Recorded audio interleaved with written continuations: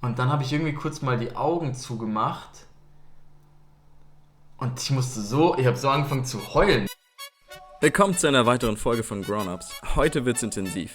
Wir besuchen Pia und Chris in Köln bei einem Breathwork- und Embodiment-Workshop und testen selbst, was so ein zweistündiger Deep Dive mit uns macht. Eine kleine Sache habe ich Benny allerdings verschwiegen. Lasst euch überraschen. Let's grow! Auf geht's zum Bahnhof. Hier ist das Frühstück für heute. Schlafsack, Kissen. Und ja, noch nicht viel los hier auf den Straßen von München. 8:43 Uhr geht unser Zug und dann treffe ich den Kevin am Bahnhof. Let's go!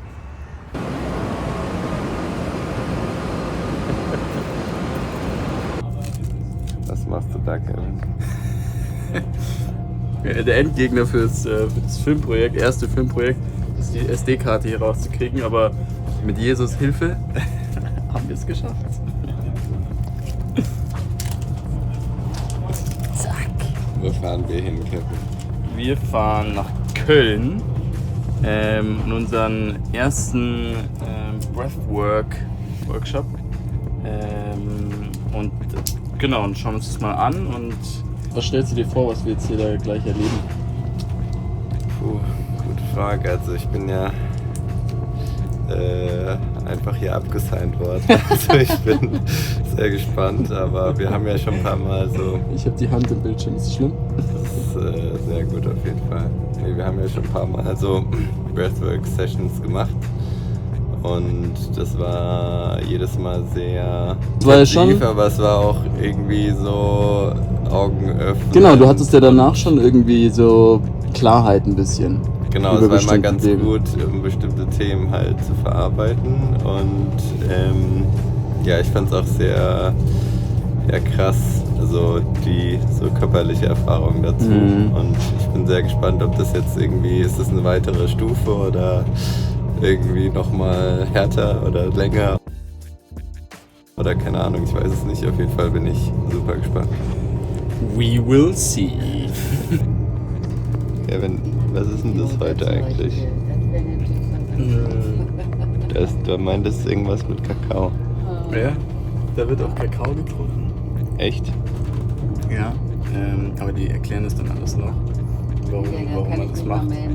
Aber warum ich lachen muss, weil ich hab dir was verschwiegen, Benny. Nein.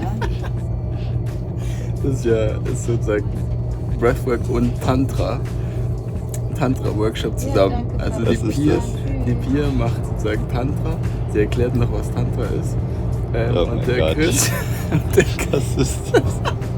und der Chris, der macht eben das Breathwork. Okay. Und davor gibt es noch so eine kleine Zeremonie, wo man so Kakao trinkt und ich glaube blaue Lotus oder so, Blüte, trinkt man auch noch. Aua, Lotus hast du. Ja, genau. Gucken wir mal, was wir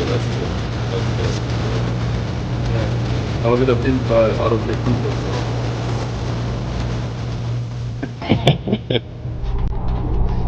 Benny tut so, als ob er sich gerade Gedanken machen würde für das Video. Ich versuche hier mal sowas wie ein Konzept oder Ja, irgendeine Struktur du musst dir die Kamera in gucken, dieses Brother. Projekt zu bringen. Sonst denkt jeder, du schielst. Weil der Kevin, weil wir ja einfach ohne irgendeinen Plan hier nach Köln fahren aber wir haben eine Kamera dabei, das ist schon mal gut. Ja, die Kamera.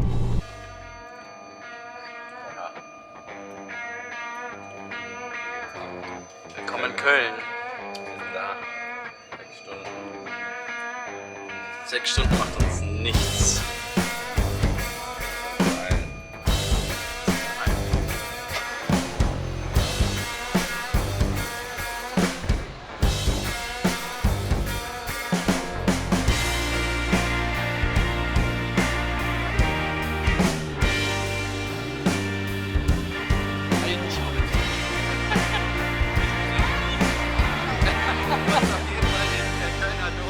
Wo ist der? Da. Und jetzt fahren wir alle gegen. Wo müssen wir lang? Ich glaube, wir müssen hier lang. Ja. und gemäß seiner Gerechtigkeit muss er uns dafür richten und eine ewige Strafe, die den Menschen liebt. Er liebt dich, Kevin. Er liebt uns alle, Benny.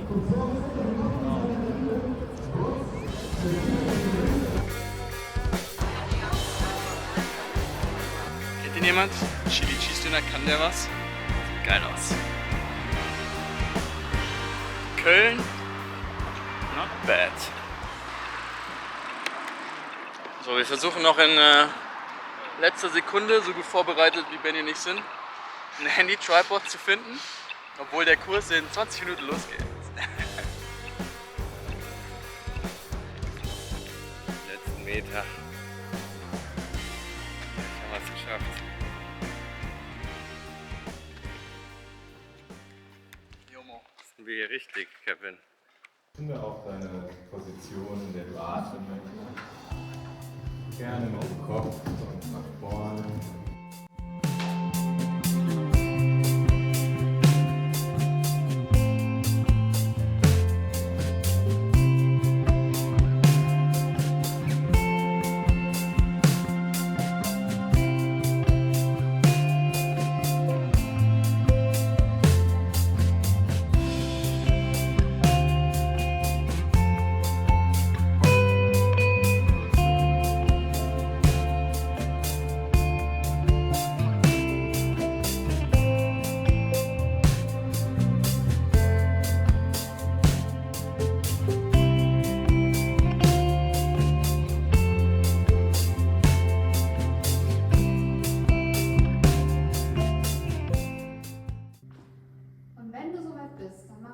So lange aufeinander zu, wie ihr das abgesprochen habt. Genauso achtsam. Lasst euch Zeit.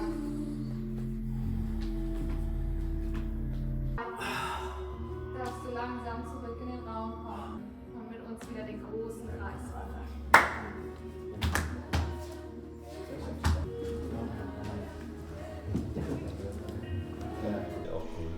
Alright. Dann machen wir jetzt hier ein Interview. Genau, wir haben ja gerade bei euch beim Breathwork und Tantra Embodiment Workshop mitgemacht.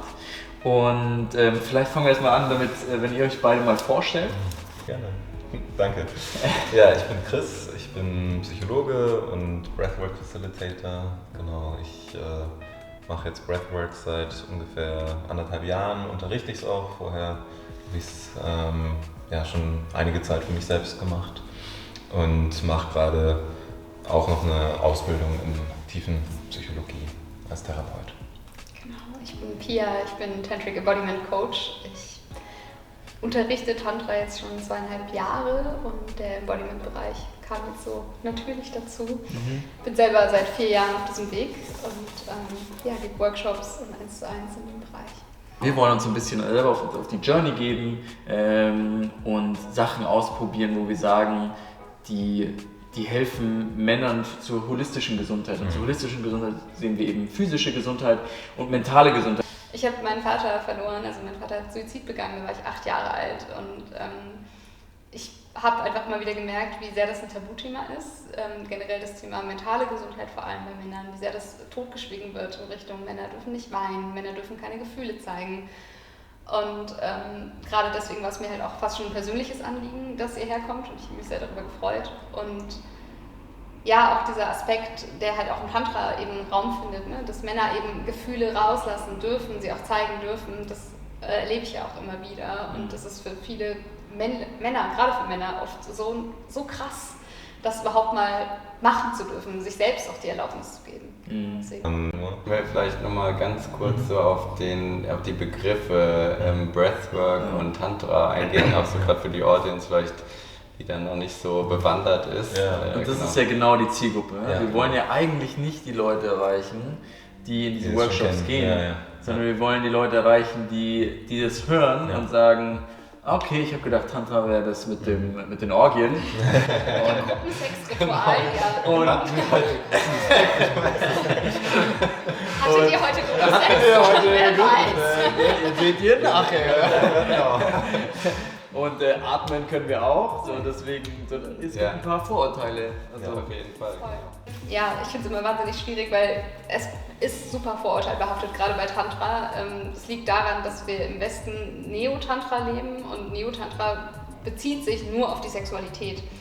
Das ursprüngliche Tantra aus Indien bedeutet eigentlich verweben in Sanskrit und es geht eben darum, im Vergleich zu anderen spirituellen Strömungen, wo du ja deinen Körper verlässt quasi und dich mehr auf den Geist konzentrierst, wirklich bewusst in den Körper zu gehen. Also die, ich sag mal, spirituelle Erfahrung im Körper zu haben, indem du einfach deinen Körper spürst und ein Mensch bist und diese menschliche Erfahrung hast. Das kann die Sexualität mit einschließen, weil natürlich gehört deine Sexualität auch zu dir. Und in tantrischen Räumen geht es vor allem darum, das eben nicht wegzudrücken, sondern halt auch zu sagen, okay, das ist auch ein Teil vom Menschsein, aber es ist nicht der Fokus oder muss es nicht sein, deine Entscheidung.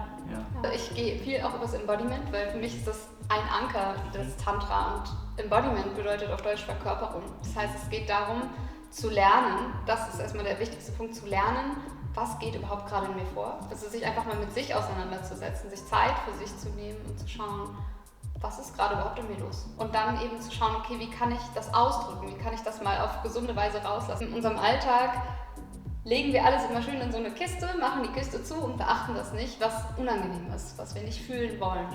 Und sich eben mal diesen Raum zu nehmen, um die Kiste zu öffnen und zu sagen, okay, was habe ich denn da so reingepackt in den letzten Monaten? Ja.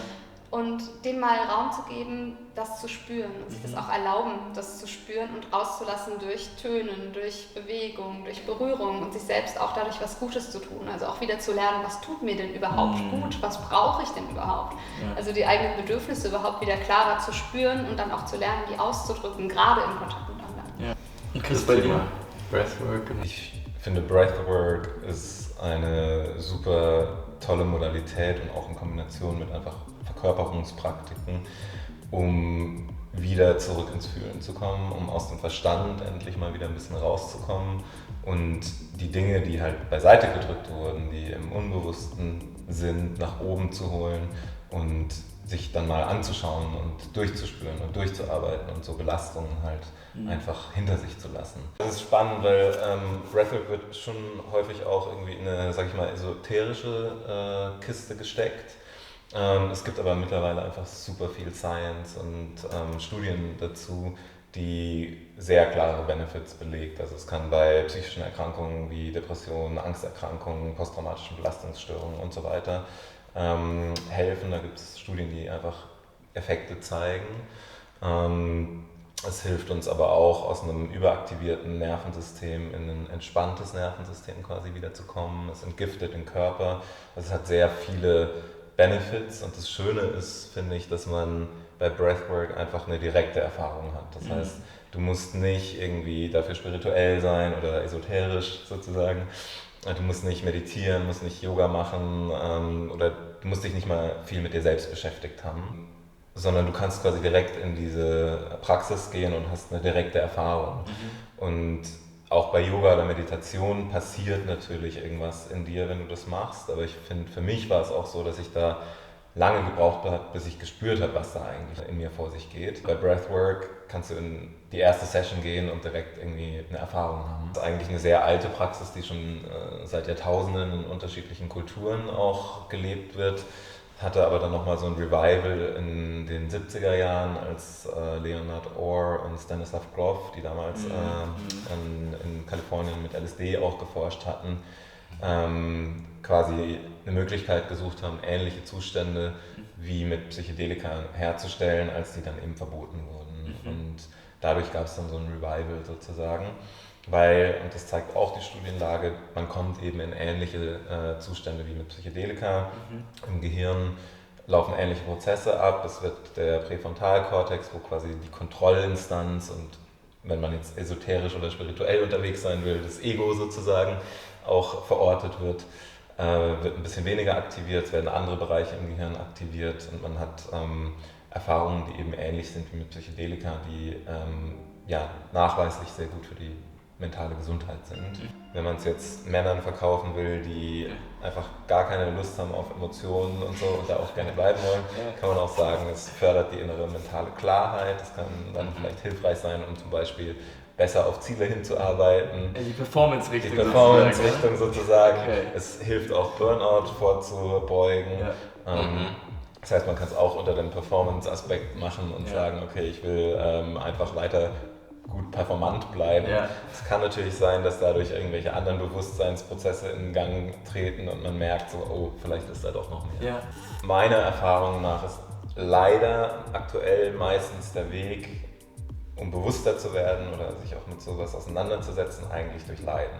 Das heißt, du musst eigentlich erstmal an einem Punkt sein, wo es dir wirklich beschissen geht und du merkst, hey, ich lebe irgendwie ein Leben, was nicht sozusagen in Alignment mit meiner Wahrheit ist, dass du überhaupt erstmal auf die Suche gehst nach solchen Praxen, weil, vielleicht habt ihr es ja auch selber gemerkt jetzt in der Journey, es ist halt nicht immer nur schön und blissful, da können auch heftige Emotionen hochkommen, die halt in dieser Schublade waren, von der wir jetzt schon ein paar Mal gesprochen haben. Ja. Und warum sollte man das machen, wenn man gerade kein Leiden hat im Leben? Wie seht ihr so auch den Share von Männern versus Frauen und wie sich auch damit beschäftigt wird?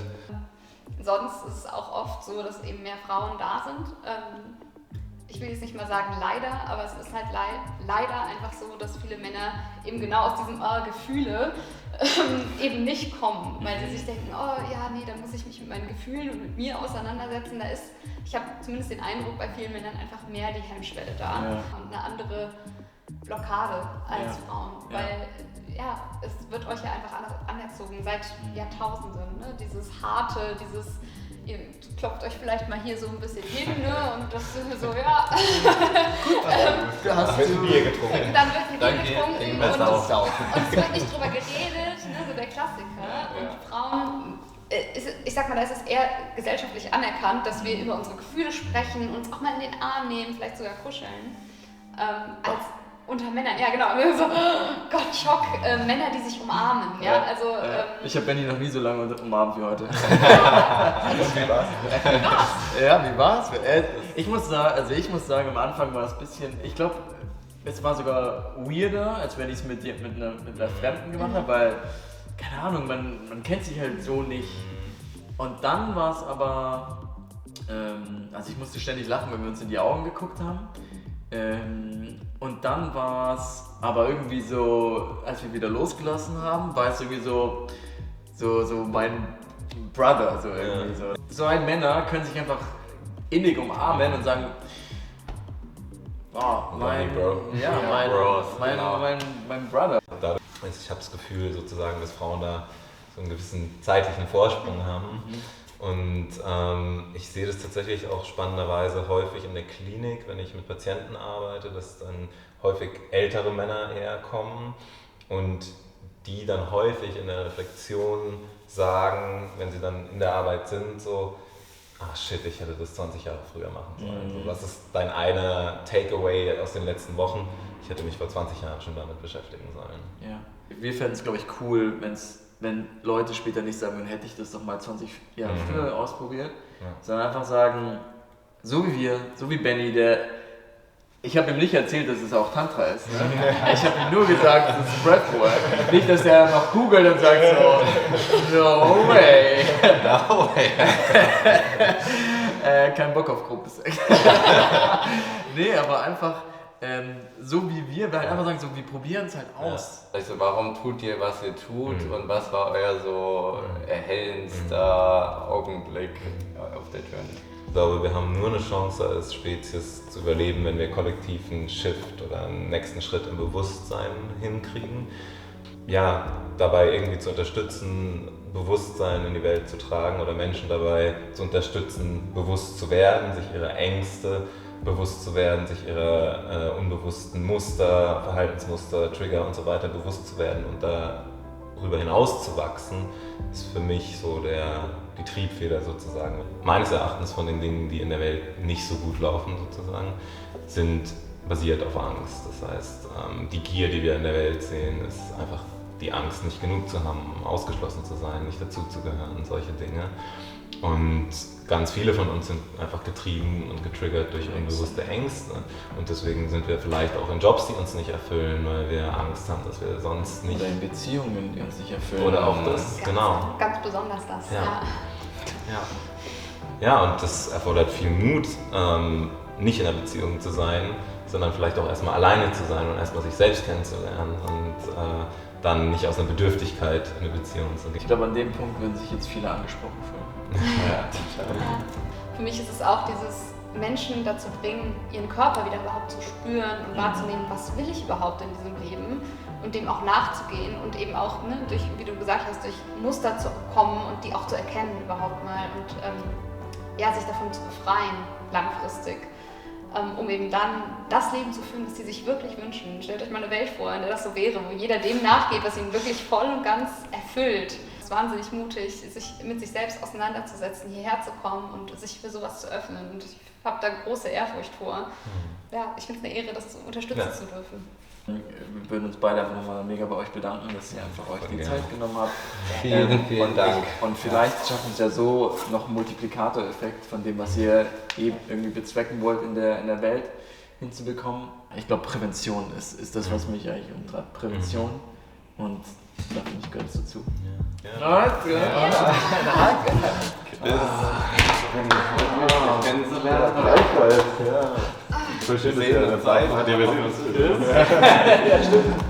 Wir sind jetzt saufertig von heute und gehen jetzt schlafen. Chris gibt uns Unterkunft, Obhut. Grüße gehen raus an Chris, vielen Dank. Gibt uns Unterkunft. Wir machen over and out. Peace out. War ein geiler Tag, bis zum nächsten Mal. Ich musste mir noch die kleinen zwei Lebensretter holen, weil wenn ihr neben Benny schlaft, braucht ihr die. Der lügt. Sophia kann es bezeugen. Sophia lügt nicht. Sophia, wirklich, was ist los mit dir? Benny kratzt einfach hier alles kaputt. Ja, schön tief rein, dass man auch wirklich gar nichts hört. Und jetzt Ciao. Gute Nacht.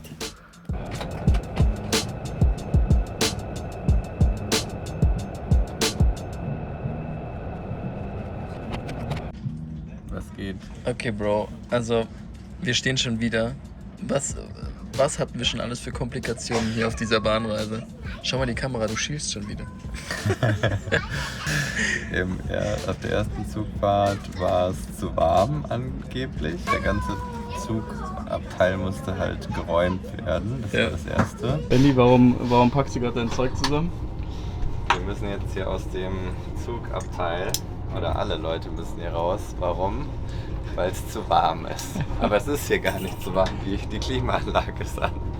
Der ganze Zugabteil wird abgesperrt. Aber es ist natürlich wieder alles voll. Sehen wir das noch? In Live-Action? Nein. Können Sie ganz kurz sagen, was hier gerade passiert? Die Klima ist ausgefallen, dementsprechend räumen wir den Wagen. Okay, perfekt, danke. Wir mussten im Restaurant dann da irgendwie schmelzen. Ja, es war ultra heiß. Fahrt. Da waren dann jetzt Leute auf der Fahrbahn, deswegen hatten wir erstmal eine Stunde Verspätung. Dann haben wir natürlich den Anschlusszug verpasst. Auch gut. Dann haben die Abronzati Boys dem Kevin das Herz gebrochen. Das zählt auch noch zur Zugfahrt. Aber deswegen kommen wir nicht zu spät an, ist schlimm, aber... Okay, und dann noch, jetzt stehen wir hier anscheinend wieder. Also, schauen wir mal, ob wir weiterkommen. Deswegen verpassen wir Claudis Geburtstag. Danke, Tut Leute. mir leid, Claudia. Danke. Danke. Deutsche Bahn. Deutsche Bahn, danke.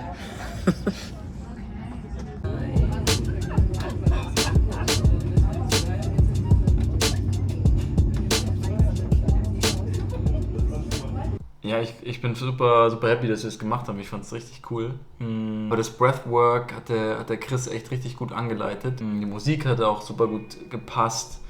Ich war zwischendrin, habe ich Chris auch schon erzählt, habe ich immer so hohe Erwartungshaltung da, dass ich mir denke, oh, es muss jetzt irgendwie so krasser Release passieren nach dem Breathwork und dann hört man irgendwie die anderen auch, wo die manche weinen, manche sind irgendwie wütend, das kann passieren bei Breathwork und dann denke ich mir so, boah, ich will jetzt auch, dass das passiert und mache ich es irgendwie nicht richtig und gebe dir mehr Mühe und versuche es irgendwie besser zu machen, das Atmen.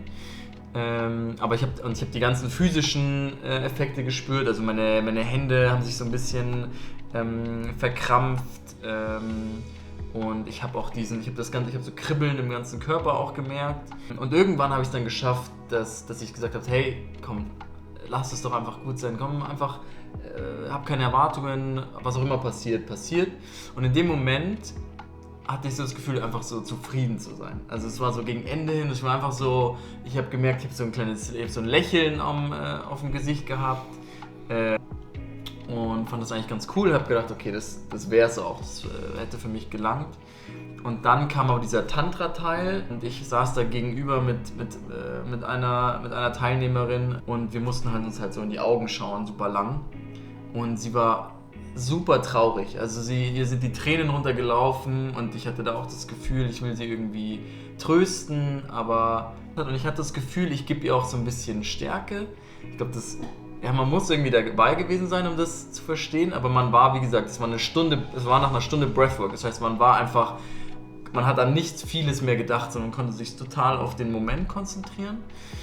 Und dann war ich immer noch in meiner Zufriedenheit und alles so gut. Und dann habe ich irgendwie kurz mal die Augen zugemacht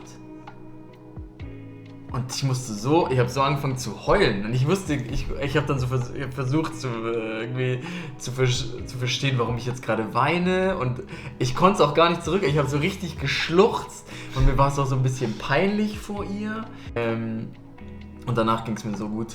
Also danach war halt erstmal Breathwork, durch diesen Breathwork-Effekt. Ich habe mich so voll so leicht gefühlt und alles hat so gekribbelt im Oberkörper. Und dadurch, dass ich geweint habe, hatte ich auch so ein Erleichterungsgefühl auch. Passiert auch nicht so. Also passiert nicht so oft, dass ich weine. Vor allem, weil ich mich da immer so ein bisschen schäme. Genau, ich weiß noch nicht genau, was ich damit anfangen soll. Ich kann nur sagen, so, das ist passiert. Ich habe es geschafft, irgendwie mich so ein bisschen darauf einzulassen, habe versucht, meine Erwartungen ein bisschen runterzuschrauben. Und das wäre der Effekt. Und außer, dass ich halt echt ziemlich am Arsch bin jetzt, geht's mir echt ganz gut. Cool. Ja, das war bei mir. Mega gut. Was war bei dir? Ich war schon zweimal mit Kevin oder 2-3 Mal waren wir hier in München im Breathwork Sessions. Das war immer ganz augeneröffnend sozusagen für mich, der das vorher so noch nie gemacht hatte. Und ich fand das immer ganz gut, so bestimmte Probleme oder Challenges, die man da irgendwie gerade hatte. Da kann man die in dieser Session ganz gut verarbeiten und man kommt irgendwie tiefer an so einen Punkt, wo man auch sich die Zeit einfach dafür gibt, darüber nachzudenken und Erwartungshaltung dementsprechend war so, dass das so ähnlich wird und ich wusste auch ehrlicherweise nicht, was da jetzt kommt, weil der Kevin mich ja einfach da angemeldet hatte. Chris, du machst ja so ein Retreat, hast du ja gerade angekündigt, ne? Im Oktober. Ja. Und Benny, weißt du noch, dass ich dir gesagt habe, dass du den Datum im Oktober frei nehmen sollst? Du bist schon angemeldet. Du bist schon angemeldet. Du machst einen Breathwork-Retreat. Du warst der erste Teilnehmer. Du musst mir natürlich noch das Geld geben. Genau, ich fand's die Breathwork-Übung nochmal einen Schritt nochmal professioneller in einer Art und Weise und war echt auch krass. Also ich habe die gleichen so Sachen so körperlich auch gespürt wie du, also so dieses Kribbeln und dann wird einem auf einmal super warm und dann wird einem super kalt. So ein bisschen, was ich verarbeiten wollte, halt so. Ich habe eine größere Verletzung in meinem Knie dieses Jahr irgendwie gehabt, eine OP.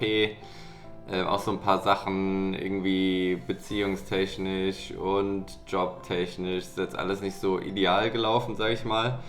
Und also dieses Jahr. Und das, habe versucht, mich dem irgendwie so anzunähern, was ich halt dann so gespürt habe. Dann am Ende von dieser Breathwork-Session ist man wirklich an diesen Punkt gekommen, so das irgendwie im Unterbewusstsein so besser zu verarbeiten und da musste ich tatsächlich auch weinen und ich habe bestimmt schon seit Jahren nicht mehr geweint, so gefühlt, weil man das irgendwie gar nicht so zulässt, auch bewusst irgendwie nicht zulässt und genau das war irgendwie bisschen crazy, aber ja, am Ende hat man sich echt leichter gefühlt, muss ich sagen.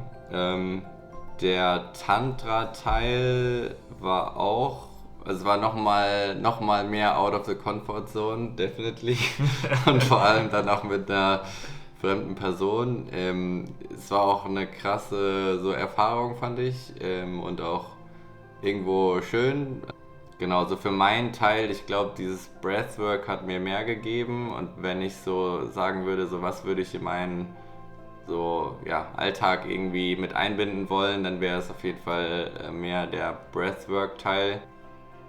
Wenn ich jetzt ein Fazit ziehen müsste, wäre so, ich fand tatsächlich die Kombination krass. Also ich glaube, nur das Breathwork, da wäre ich einfach nur so, ja, okay, war cool, zufrieden rausgegangen. Aber dieses Lösen war irgendwie durch die Kombination aus diesem Tantra. Ich glaube, ich habe da jetzt schon mehr in so der Richtung gemacht. Das heißt, ich kann mich da langsam mehr drauf einlassen. Ich finde es halt immer sau anstrengend, muss man sagen. Also ich glaube, kann man nicht so oft machen, dieses Breathwork. Und, aber ja, ich das muss man vielleicht auch sagen, wir waren danach schon... Wir waren schon am Arsch, so. Hä? Wie geht's dir? Ich bin kaputt. Wie kaputt? Ich bin saumüde. Von 1 bis 10. Ich bin eine 11. Falafel auf die 1. Was? Falafel auf welche Position? Ein Falafel? Ja. Auf die... Was? Falafel auf die 1. Falafel auf die 1. Was meinst du? Kennst du nicht diesen Trend? Nee. Da werden so Kartoffelgerichte werden so gerankt über deinem Kopf. Und dann sagt so der Florian Wirtz, sagt so... Normale Kartoffeln. Ich würde sogar sagen auf die 1. Okay. Ja, Shawarma-Teller auf die 1. Wie geht's dir, Benny? Komplett out of energy. Wieso? Happy, aber es war so anstrengend. Wir haben nichts gegessen den ganzen Tag. Deswegen gibt's jetzt... Ja, der gute Mann macht das trotzdem. After Breathwork essen. Alter. Der Pommes. Kevin als guter Vegetarier gönnt sich schön mal wieder. Pommes auf die 1. Pommes auf die 1. Pommes Okay, guten. Glaube ich, also ich würde es glaube ich auf jeden Fall genau in dem Setting nochmal machen. Kommt glaube ich aber auf den Partner, mit dem man diese Tantra-Übung macht, auch dann stark an. Da hat es irgendwie super geweibt. Genau, das wäre so mein Fazit. Cool. Genau, alles in allem dieses, okay, wir lassen uns auf was ein, was vielleicht ein bisschen ungewohnter ist, oder in meinem Fall sehr ungewohnt. Ich dann einfach auch die Tools mal anzueignen, die einem da auch ein bisschen helfen können, wenn es einmal nicht so gut geht. Und das in der Kombination mit dem Trip und dem Projekt war echt nice! Nice, brother. Over and out, oder? Peace out. Peace out.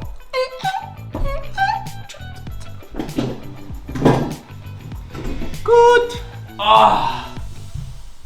15 Minuten, doch. Alter, hat nicht aufgenommen.